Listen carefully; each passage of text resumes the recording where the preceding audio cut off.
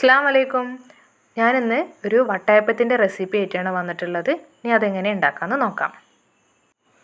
250 ml കപ്പിന് 1 cup വെള്ള അരിൻ്റെ ചോറാണ് ഞാൻ എടുത്തിട്ടുള്ളത്.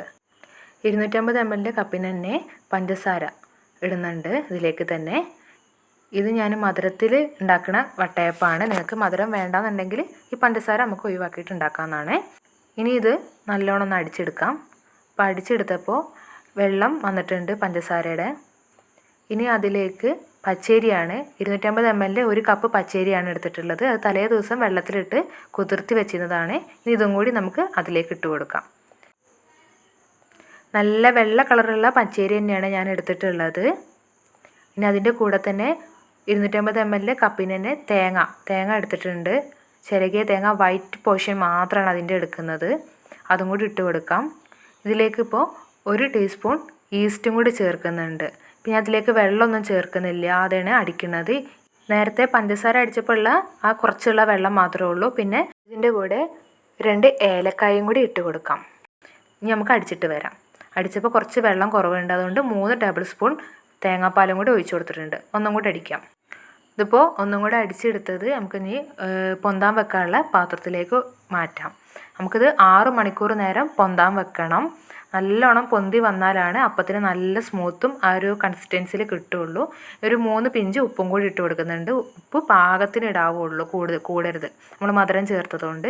പിന്നെ ഇതേ ഒരു കട്ടിയിൽ വേണം നമുക്ക് എടുക്കാൻ. ചോറൊക്കെ ഞാൻ പറഞ്ഞ മാതിരി തന്നെ നല്ല വെള്ള ആയിരിക്കണം എടുത്തിട്ടുണ്ടാവർ. നല്ല വെള്ള കളറായിരിക്കും നമ്മളപ്പം. ഇനി നമുക്കിതൊരു 6 മണിക്കൂർ പൊന്താൻ വെക്കാം. ഇപ്പോൾ ഇത് നന്നായിട്ട് പൊന്തി വന്നിട്ടുണ്ട്. ഇതിൻ്റെ ബബിൾസൊക്കെ ആയിട്ട് നന്നായിട്ട് പൊന്തി വന്നിട്ടുണ്ട്. ഇതുപോലെ പൊന്തണം, എന്നാൽ അപ്പത്തിന് നല്ല അപ്പമായി കിട്ടുകയുള്ളൂ. ഞാനിപ്പോൾ ഒരു കേക്ക് ടിൻ എടുത്തിട്ടുണ്ട്. അതിൽ കുറച്ച് നെയ്യ് പുരട്ടിയിട്ടുണ്ട്. അതിലേക്ക് ഇനി നമുക്കിതൊന്ന് വേവിക്കാൻ വേണ്ടിയിട്ട് വെക്കാം. അതിനായിട്ട് ഇളക്കുമ്പോൾ അതിൻ്റെ ബബിൾസ് ഒന്നും വല്ലാണ്ട് പൊട്ടാതെ നമുക്കൊന്ന് നന്നായിട്ടൊന്ന് ഇളക്കാതെ കുറേശ്ശെ ഒന്ന് ഇളക്കിയിട്ട് ഈ കേക്ക് ടിന്നിലേക്ക് ഒഴിക്കാം. നമുക്ക് ഈ കേക്ക് ടിന്നിൻ്റെ 3/4 ഭാഗമാണ് ഇത് ഒഴിക്കേണ്ടത്. കുറച്ച് ബാക്കിയും കൂടി ഇത് പൊന്തി വരാനുണ്ട് വേവിച്ചെടുക്കുമ്പോൾ. ഇപ്പം ഞാൻ ഇത് 3/4 ഭാഗം ഒഴിച്ചിട്ടുണ്ട്.